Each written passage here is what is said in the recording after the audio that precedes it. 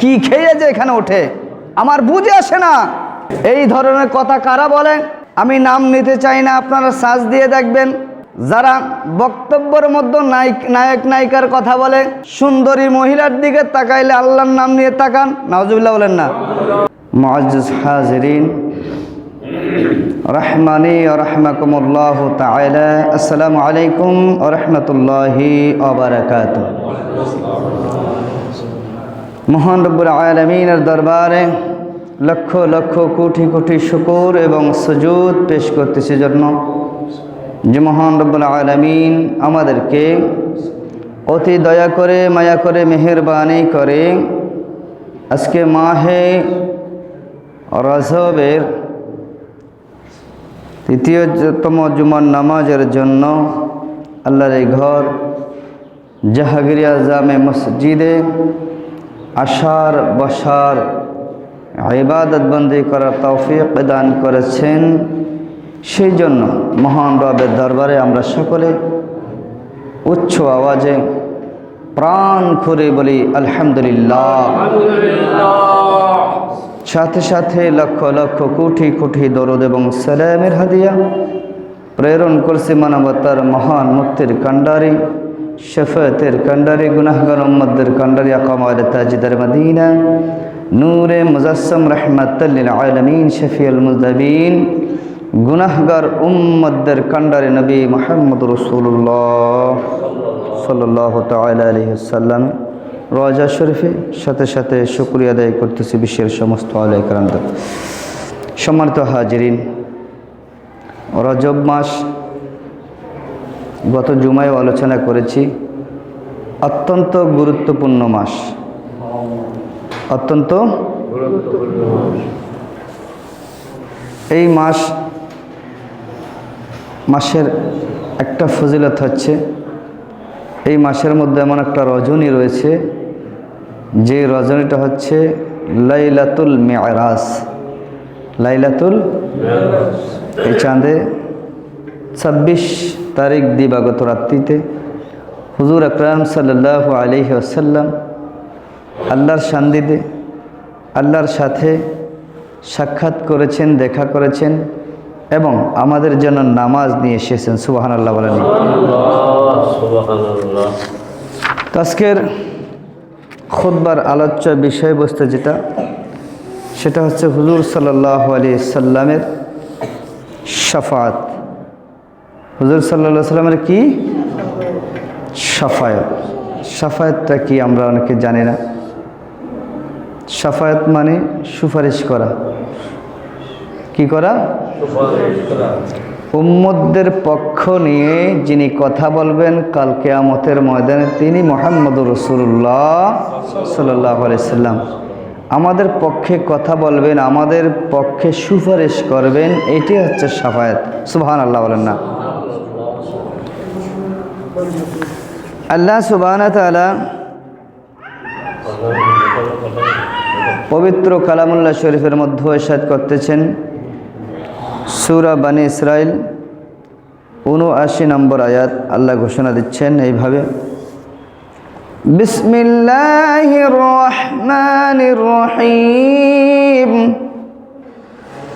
ওয়া মিনাল লাইলি ফাতাহাজ্জাদ বিহি নাফিলাতান লাক আসা আন ইয়াবআসাকা রাব্বুকা মাকামান মাহমুদা। আল্লাহু আকবার বলেন। আল্লাহ বলেন ওমিনাল লাইলি ফাতাহাজ্জাদ বিহি। হে হাবিব সাল্লাল্লাহু আলাইহি সাল্লাম, আমি আপনাকে রাত্রিবেলায় রাত্রের কিছু অংশে আপনার জন্য তাহাজ্জুদ নামাজ ফরজ করেছি। সুবহানাল্লাহ বলেন না। নাফিলাতাল্লাহ, যেটা আপনার জন্য অতিরিক্ত। আসা আন ইয়াবআসাকা রাব্বুকা মাকামান মাহমুদা, অচিরেই অতি সত্বর আপনার প্রভু আপনাকে মাকামে মাহমুদ দান করবেন। সুবহানাল্লাহ বলেন না। মাকামে মাহমুদ এটা হচ্ছে এমন একটা জায়গা যেটা হচ্ছে প্রশংসনীয় স্থান। সুবহানাল্লাহ বলেন না। মাকামে মাহমুদ মানে কি? প্রশংসনীয় স্থান। তো এই প্রশংসনীয় স্থানে আল্লাহ রসুলকে দান করবেন এমন একটা জায়গা যেখানে একমাত্র হুজুর সাল্লাল্লাহু আলাইহি সাল্লামের প্রশংসাই করা হবে। সুবহানাল্লাহ বলেন না। সম্মানিত হাজিরিন, হুজুর সাল্লাল্লাহু আলাইহি সাল্লাম আমাদের জন্য সুপারিশ করবেন, আমাদের জন্য আল্লাহর দরবারে কান্নাকাটি করবেন, এই বিশ্বাস আমাদের আছে না নাই? যারা শাফায়াত এটা মানে না, অনেকে বলেন রসুল সুপারিশ করবেন না, যাদের প্রয়োজন নেই তারা করবেন না, আমাদের প্রয়োজন আছে। কি বলেন, ঠিক না? আমাদের প্রয়োজন আছে। ওয়াহলুল হাশর কুল্লুহুম ইয়াহমুদানাহু লিআজলিন শাফাআতিহি আলাইহিস সালাতু ওয়াস সালাম। হুজুর সাল্লাল্লাহু আলাইহি সাল্লাম এর শাফায়াতের কারণে হাসরবাসী সকলেই তার প্রশংসা করবেন। সুবহানাল্লাহ বলেন না। সকলেই তার কি করবেন? প্রশংসা করবেন। ওয়াশফাআতু লিআল কাবাইরি উসাতিল মুমিনিনা বা'দা দুখুলিহিম ফিন্নার। কবিরা গুনাহকারী, যারা কবিরা গুনাহ করেছেন, যারা জাহান্নামে প্রবেশের পর মুমিনের গুনাহ মুক্তির পর তাদের মর্যাদা এমনভাবে বৃদ্ধি করা হবে, অন্যান্য নবীগণ যারা অন্যান্য শাফাত যা নবী করিম সাল্লাল্লাহু আলাইহি সাল্লাম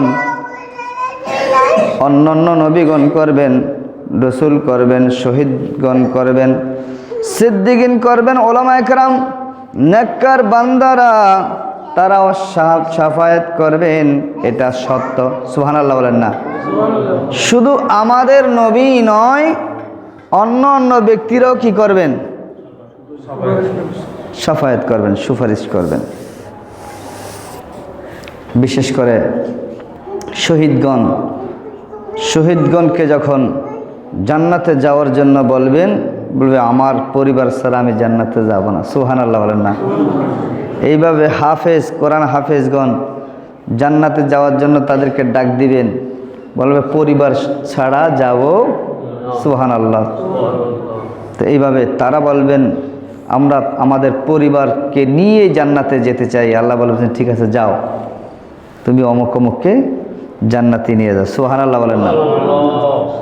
وقال الله تعالى لا يملكون الشفاعة إلا من اتخذ عند الرحمن أحدا।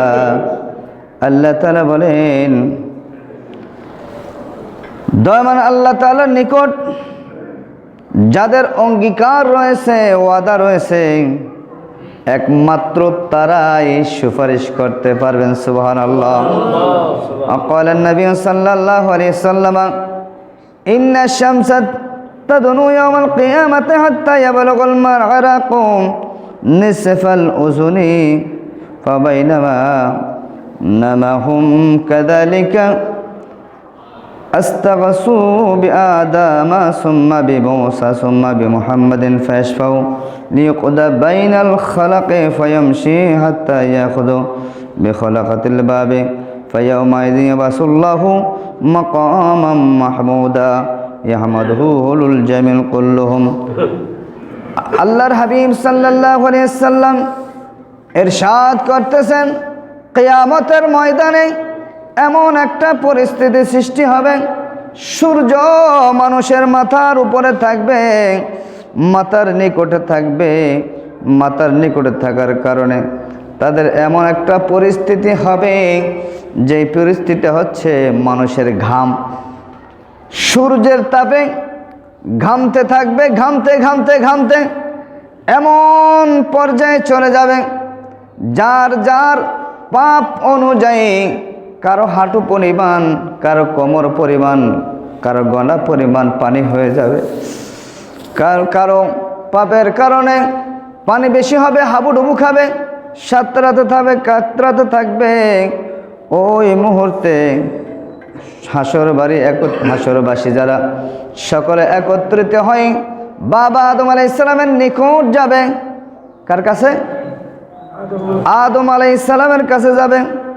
বলতেছেন নাদুল কিয়ামাত আতা নিসফুল উজুরি ওয়া বাইনাহুমা হুম কাযালিকা ইসতাগাযু বিআদামা।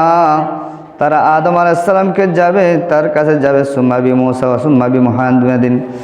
আদম আলাইহিস সালামকে যখন বলবেন ও আমাদের আদি পিতা আদম, ও আদম আলাইহিস সালাম, আপনি তো প্রথম নবী, আল্লাহর মানবকুল সৃষ্টির প্রথম মানুষ, প্রথম নবী, আপনি আমাদের জন্য সুপারিশ করেন।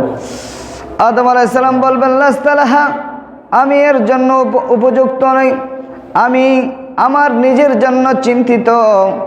আল্লাহ তাআলা গুন্দম ফল খাওয়ার জন্য গাছের নিকট যাওয়ার জন্য, লা তাকরাবা হাযিস শাজারাতা, গাছের নিকট যাওয়ার জন্য আমাকে নিষেধ করেছেন। আমি অমান্য করেছি, এই জন্য আমি লজ্জিত। আমি আল্লাহর কাছে কোন চেহারায় যাব, কোন মুখে যাব, কোনটা নিয়ে যাব?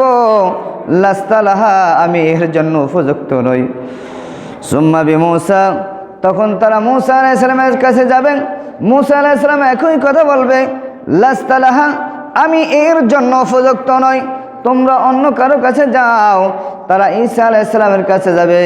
ঈসা আলাইহিস সালাম একই কথা বলবে। হযরতে ইব্রাহিম আলাইহিস সালামের কাছে যাবেন, তিনি একই কথা বলবেন। তারা হুজুর সাল্লাল্লাহু আলাইহি সাল্লামের কাছে যাবেন। সুবহানাল্লাহ। ফায়াশবাবু ইয়াকুদা বাইনা খালকি ফায়ামশি হাত্তা ইয়াখুযা বিহালাকাতিন বাবি ফায়াউমাইযিন ইয়াবসুল্লাহু মাকামান মাহমুদা। হাসরবাসী সকলে একত্রিত হয়ে হুজুর সাল্লাল্লাহু আলাইহি সাল্লামের নিকট আসবেন। তার কাছে আসার পরে হাসরবাসীরা বলবেন, ইয়া রাসূলুল্লাহ, ইয়া হাবিবাল্লাহ, আপনি মাকামে মাহমুদে অবস্থান করুন। সুবহানাল্লাহ। হুজুর সাল্লাল্লাহু আলাইহি সাল্লামকে মাকামে মাহমুদে অবস্থান করাবেন। হুজুর সাল্লাল্লাহু আলাইহি সাল্লাম মাকামে মাহমুদে অবস্থান করে হাসরবাসীর জন্য দোয়া করতে থাকবেন। হুজুর সাল্লাল্লাহু আলাইহি সাল্লাম সিজদায় পড়ে যাবেন। সিজদায় পড়ে কাঁদতে থাকবে, রব্বি হাবলি উম্মতি, রব্বি হাবলি উম্মতি বলে বলে আমার নবীজি কাঁদতে থাকবেন আমাদের জন্য। আমরা সেই নবীর জন্য কিছুই করতে পারি নাই, নবীজের মান ক্ষুণ্ণ হয়, এই ধরনের কথা বলে বলে মানুষদেরকে বিভ্রান্ত করতেছি। অথচ তিনি হচ্ছেন মাকামে মাহমুদ, মানে প্রশংসনীয় স্থান। সুবহানাল্লাহ। যেই নবীর নাম হচ্ছে মুহাম্মদ, মুহাম্মদ শব্দের অর্থ চরম প্রশংসিত। সুবহানাল্লাহ বলেন না? মুহাম্মদ শব্দের অর্থ কি? চরম প্রশংসিত, যার প্রশংসা স্বয়ং আল্লাহ করেন। আর সেই নবীকে আমি যদি তুচ্ছ তাচ্ছিল্য করে কথা বলি, নবীজিকে বলি কাউবয় বলে যদি কথা বলি, এটা নবীজির মান ক্ষুণ্ণ হয়েছে কিনা? কথা বলেন না, হয়েছে কিনা? আমি সেই আলোচনায় পরে যাব। শেষে হুজুর সাল্লাল্লাহু আলাইহি সাল্লাম রব্বি হাবলি উম্মতি বলে বলে কাঁদবেন, সিজদায় পড়ে যাবেন। ফাউতিয়া কুলু আনা লাহা আনতিকু ফাস্তাজিনু আলা রব্বি ফায়ুজানুলি ফাআকুমু বাইনা ইয়াদাইহি ফাআমিদুহু বিমাহাইদা লা ইকদারু আলাইহিল আন। হুজুর সাল্লাল্লাহু আলাইহি সাল্লাম যখন তার কাছে আসবেন, বলবেন, হ্যাঁ আমি তোমাদের জন্য উপযুক্ত, আমি তোমাদেরকেই খুঁজতেছি, আসো তোমরা আমার কাছে আসো, আমি তো তোমাদেরকে ফিরিয়ে দিতে পারিনি, আসো তোমাদেরকে নিয়ে আমি আমার রবের নিকট আমি সিজদায় পড়ে যাব। তাদেরকে নিয়ে আল্লাহর সম্মুখে তিনি দাঁড়াবেন এবং আল্লাহর প্রশংসা করবেন। ফাহমিদুহু বিম মাহামিদা, তিনি আল্লাহর প্রশংসায় সিজদায় পড়ে যাবেন। লা আকদিরু আলাইহিল আনা ইউলহিমুনিহিল্লাহু তাআলা সুম্মা আখিরু লাহু সাজিদান, আমি সর্বশেষ আল্লাহর প্রশংসা করে সিজদায় পড়ে যাব। ফায়াকুলু ইয়া মুহাম্মদ ইরফারাস, আল্লাহ তাআলা হুজুর সাল্লাল্লাহু আলাইহি সাল্লামের এই কান্নাকাটি আল্লাহর আর সহ্য হবে না। আল্লাহ বলবেন, ইরফা রাসাক ইয়া মুহাম্মদ, হে আমার বন্ধু, আপনার মাথা উত্তোলন করুন। আপনি দুনিয়াতে কেঁদেছেন 63 বছর উম্মতের জন্য, হাসরের সময় আজকে কঠিন মুহূর্তে আপনাকে কাঁদাতে চাই না। এরপর আছে আপনার মাথা তুলুন, মাথা উত্তোলন করুন। ওয়াকুল ইসমাউ লাকা ওয়াসআলু তুতাহু, আপনি মাথা উত্তোলন করেন, আপনি যা বলবেন সমস্ত কিছুই শোনা হবে। সুবহানাল্লাহ। আপনি যা বলবেন সব কিছু শোনা হবে, আপনি যা চাইবেন আপনাকে দেওয়া হবে। ওয়াশফা তুশাফা, আপনি যাকে চাইবেন শেফা শাফাত করবেন, আপনি তাদের জন্য সুপারিশ করবেন। ফাআকুলু ইয়া রব্বি উম্মতি উম্মতি, তখন হুজুর বলতেছেন আমি ওই সময় বলতে থাকবো হে আমার উম্মত, হে আমার উম্মত। মুসলিম শরীফের হাদিস, আল্লাহ রসুল আমাদের জন্য কাঁদবেন। তখন আমরা এত গুনাহগার হওয়া সত্ত্বেও আমাদের জন্য রসুল কাঁদবেন, রসুল কাঁদবেন। ক্বালা রাসূলুল্লাহ সাল্লাল্লাহু আলাইহি সাল্লাম লিকুল্লি নাবিয়্যিন দাওয়াতুন মুস্তাজাবাতুন ফাতাআজ্জালা কুল্লু নাবিয়্যিন দাওয়াতুহু ওয়া ইন্নী ইখতাবাতু দাওয়াতি শাফাআতুল লিউম্মতি। আল্লাহর হাবিব বলতেছেন প্রত্যেক নবীর জন্য একটা মকবুল দোয়া রয়েছে, প্রত্যেক নবীর জন্য একটা দোয়া মকবুল অর্থাৎ কবুলকৃত দোয়া রয়েছে। প্রত্যেক নবী তাদের জন্য একটা নির্দিষ্ট দোয়া, তার ইচ্ছা অনুযায়ী একটা দোয়া করবো, এটা কবুল করাই হবে। আল্লাহ রসুল বলতেছেন সমস্ত নবীগণ দুনিয়াতে থাকা অবস্থা তাদের দোয়া করে রেখেছেন, কিন্তু আমি দুনিয়াতে থাকায় ওই মকবুল দোয়াটা করি নাই। আমি হাসরের দিন আমার উম্মতের জন্য এই দোয়াটা রেখে দিয়েছি, আমার উম্মতের জন্য দোয়াটা রেখে দিয়েছি। শাফাআতুল উম্মতি, আমার উম্মত শাফায়াতের জন্য আমি দোয়াটা হাসরবাসীর জন্য রেখে দিয়েছি। ফাহিয়া নাফিলাতুম মিম্মা তা মিন উম্মতি লা ইউশরিকু বিল্লাহি শাইআ, আমি ওই সব উম্মতদেরকে টেনে টেনে বেহেশতে নিয়ে যাব, সুপারিশ করব, যারা দুনিয়াতে শিরিক করে নাই, যারা দুনিয়াতে কি করে নাই, উম্মতি লা ইউশরিকু বিল্লাহি শাইআন, আমার ওই উম্মতদের জন্য আমার সুপারিশ বরাদ্দ। যেই উম্মতরা দুনিয়াতে শিরিক করে নাই, শিরিক ছাড়া অন্য যা গুনাহ করুক, আমি রাসূল তাদের জন্য শাফায়াত করে তাদেরকে টেনে টেনে বেহেশতে নিয়ে যাব। সুবহানাল্লাহ। وعن أنس رضي الله تعالى عنه قال سألت النبي صلى الله عليه وسلم أن يشفع لي يوم القيامة فقال أنا فاعل। হযরত আনাস রাদিয়াল্লাহু তাআলা আনহু থেকে বর্ণিত, তিনি বলেন আমি নবী করিম সাল্লাল্লাহু আলাইহি সাল্লামের নিকট কিয়ামতের দিন আমাকে সুপারিশ করার আবেদন করলাম। তখন তিনি ইরশাদ করলেন আনা, তিনি ইরশাদ করতেছেন ফাকালা আনা ফাইলুন, আমি তোমার জন্য কিয়ামতের দিন সুপারিশ করব। সুবহানাল্লাহ। ক্বালা কুলতু ইয়া রাসূলুল্লাহ সাল্লাল্লাহু আলাইহি সাল্লাম ফাআইনা আতলুবুকা আতলুবুকা ক্বালা উতলুবুনি আউওয়ালা মা তাতলুবুনি আলা সিরাত। তখন ওই সাহাবী জিজ্ঞাসা করলেন ইয়া রাসূলুল্লাহ, কিয়ামতের ময়দান তো ছোটখাটো হবে না, লক্ষ লক্ষ কোটি কোটি মানুষ সেখানে থাকবে, হাজার কোটি মানুষ থাকবে। এত মানুষের মধ্যে আপনাকে কোথায় খুঁজে পাবো? এত মানুষের মধ্যে আপনাকে খুঁজে কোথায় পাবো? রাসূল সাল্লাল্লাহু আলাইহি সাল্লাম তখন ক্বালা আতলুবুনি আউওয়ালা মা তাতলুবুনি আলা সিরাত। তখন তিনি বলতেছেন ও আমার সাহাবী শোনো, তোমরা সর্বপ্রথম আমাকে তালাশ করবা সিরাতুল মুস্তাকিম, ফুল সিরাতের কাছে। কোথায়? জোরে বলেন কোথায়? ফুল সিরাত কি আমরা দেখেছি? আমরা দেখি নাই। ফুল সিরাতের নাম শুনেছি। ফুল সিরাত এমন একটা ভয়ঙ্কর জায়গা যেটা চুলের চেয়েও চিকন, ব্লেডের চেয়েও আরো ধারালো, এমন একটা রাস্তা হবে। আল্লাহ রাসূল বলতেছেন ও আমার উম্মত, তোমরা সর্বপ্রথম আমাকে ফুল সিরাতের কাছে পাবে। ক্বালা কুলতু ফাইল্লাম আলকা আলাইয়া সিরাত, ইয়া রাসূলুল্লাহ আপনাকে যদি পুলসিরাতের কাছে না পাই তখন আমরা কি করবে? ফাকালা ফাতলুবুনি ইনদাল মিজান, তখন তোমরা যদি পুলসিরাতের নিকটে আমাকে না পাও তোমরা মিজানের কাছে যাবে। মিজান মানে দাঁড়িপাল্লা, যেখানে বান্দার পাপ এবং সওয়াব দুটোটাই ওজন করা হবে।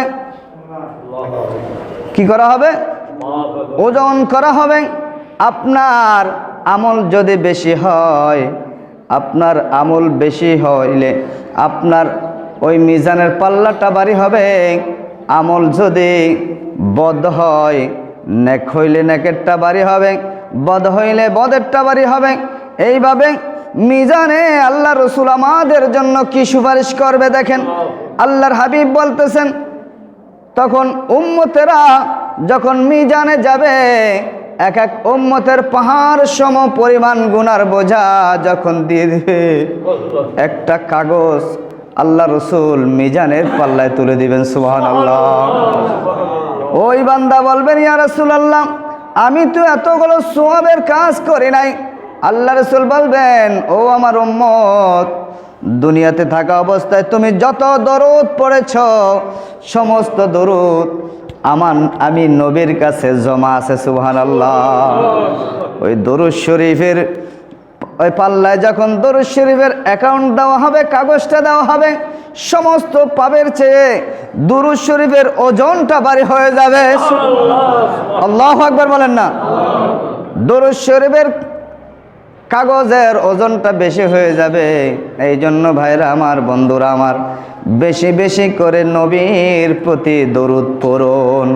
আল্লাহুম্মা সাল্লি সাইয়্যিদিনা মাওলানা মুহাম্মদ ওয়া আলা আলি সাইয়্যিদিনা মাওলানা।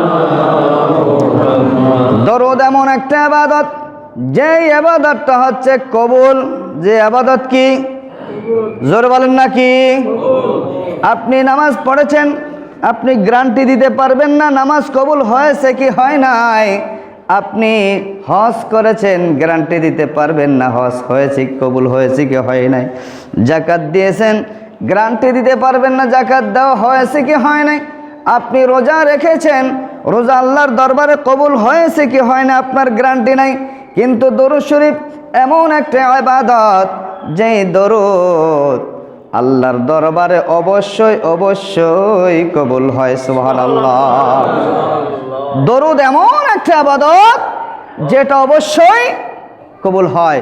আর দরুদ হচ্ছে হুজুর সাল্লাল্লাহু আলাইহি সাল্লামের সাথে সম্পর্ক রাখার, দূরত্ব কমায়, উম্মত এবং নবীর সাথে সম্পর্ক বাড়ায়, দূরত্ব কমায়। সুবহানাল্লাহ বলেন না। আপনি যদি একবার দরুদ শরীফ পড়েন, এই দরুদটা মহব্বত নিয়ে যদি পড়েন, আপনার দরুদ শরীফ ফেরেশতার মারফতে হুজুর সাল্লাল্লাহু আলাইহি সাল্লামের দরবারে হাজিরি দেওয়া হয়। সুবহানাল্লাহ বলেন না। ফেরেশতারা বলবে, ইয়া রাসূলুল্লাহ দরুদ নিয়ে এসেছি বাংলাদেশের অমুক জায়গা জাহাঙ্গীরা মসজিদ থেকে অমুক অমুক অমুক অমুক ব্যক্তি দরুদ পড়েছে। সুবহানাল্লাহ। আপনি যতবার পড়বেন, আবার পড়বেন, আবার আপনার নাম যাবে, আবার পড়বেন, আবার নাম যাবে।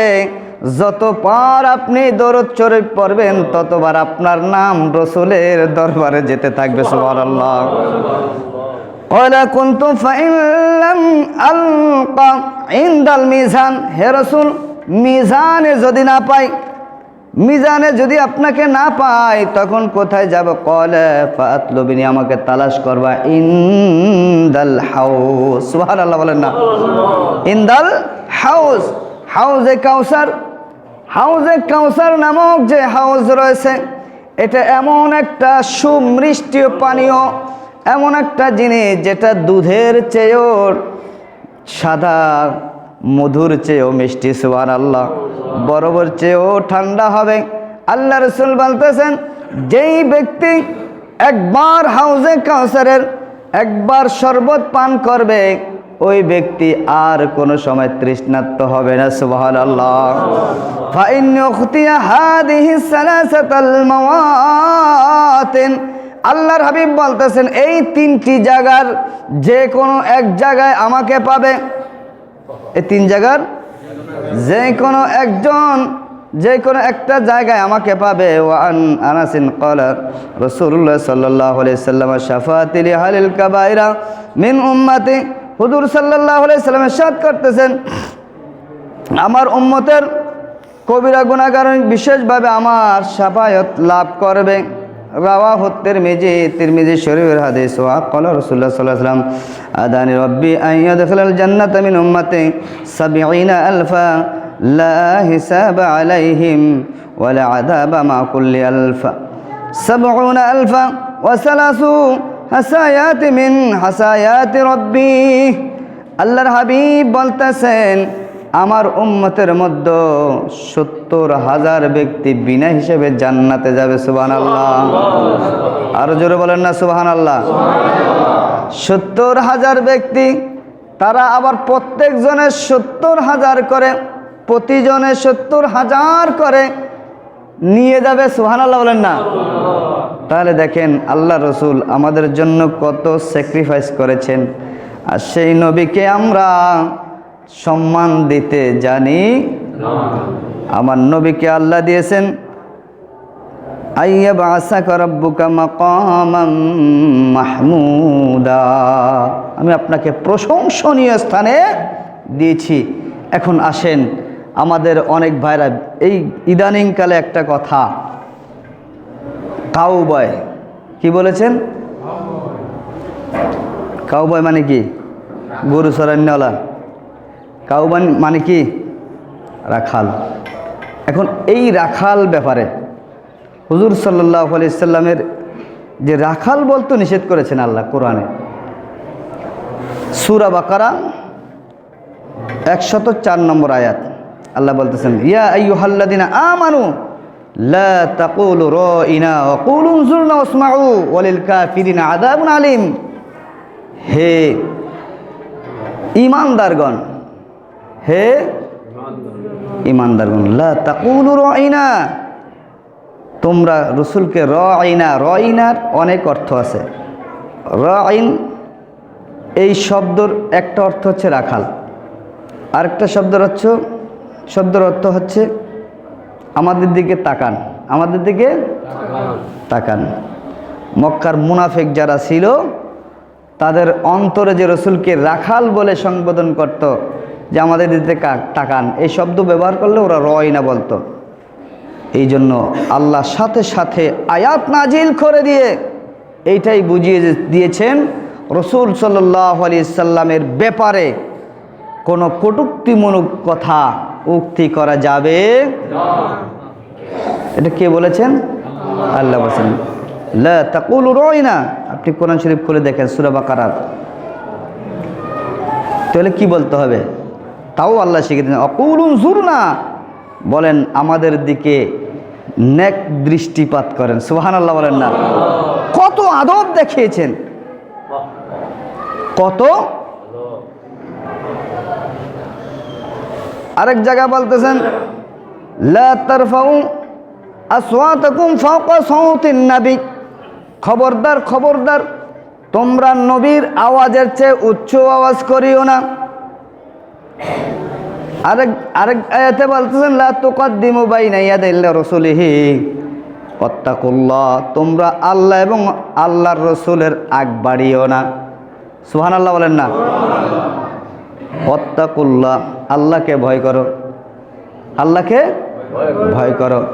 সুতরাং আমার নবীজিকে কেউ যদি খাটো করে কথা বলে, কর্মচারী ছিল, রসুল কর্মচারী ছিল, কাউবয় ছিল, রাখাল ছিল, এই ধরনের কথা বলে আপনি ইসলাম প্রচার করতে পারবেন না। বিধর্মীরা বলবে একটা রাখালের নামে আমরা কলমা পড়ব। কি বলেন? প্রশ্ন আছে না এখানে? কথা বলেন না, আছে না? আপনি এই ধরনের কথা বলে ইসলাম কিভাবে প্রচার করবেন? আপনি তো রসুলের সাথে দুশমনি করেছেন। এই ধরনের কথা যদি কেউ বলে, এই ধরনের কথা যদি কেউ বলে, এটা ফতোয়ে আলমগীরের মধ্যে লেখা হয়েছে রসুলকে ছোট করে কথা বললে তার ঈমান চলে যায়, ঈমান চলে যায়। ঈমান চলে যাবে। রসুলের সিক্স প্যাক নিয়ে কথা বলেন। রসুলের স্ত্রী আম্মা জান খাদিজাতুল কুবরা রাদিয়াল্লাহু তাআলা আনহা সম্পর্কে বলতেছেন, তিনি ইনটেক ছিলেন না, ভার্জিন ছিলেন না। এই ধরনের কথা কিভাবে মুখ দিয়ে বের হয়? কিভাবে বের হয় এগুলো আমার বুঝে আসে না। এটা কি ওয়াজের মঞ্চ? এই ধরনের কথা হয়? এই ধরনের কথা বলা উচিত? আপনারা বলেন, এই ধরনের কথা কিভাবে বের হয়? এ নাকি ইসলাম প্রচার করবে, এর দ্বারা ইসলাম প্রচার হবে না, ইসলাম ধ্বংস হয়ে যাবে। ঠিক কিনা বলেন? রসুলের প্রেম যদি অন্তরে থাকে, অন্তরে যদি নবীজির মহব্বত থাকে, ওই ব্যক্তি কখনো রসুলকে খাটো হয় এই ধরনের কথা বলতে পারে না। সাবধান, আমার নবীজির ব্যাপারে সাবধান। আমার নবীজিকে আবে হালা নবীর ব্যাপারে আল্লাহকে পর্যন্ত বলে। হযরত ওমর রাদিয়াল্লাহু তাআলাকে বলতেছেন, হযরত আলী রাদিয়াল্লাহু তাআলাকে বলতেছেন মদখোর। নাউজুবিল্লাহ বলেন না? এই ধরনের কথা তাদের ব্যাপারে মানায়? আপনারা বলেন তো। নবীজির বউ বলতেছেন,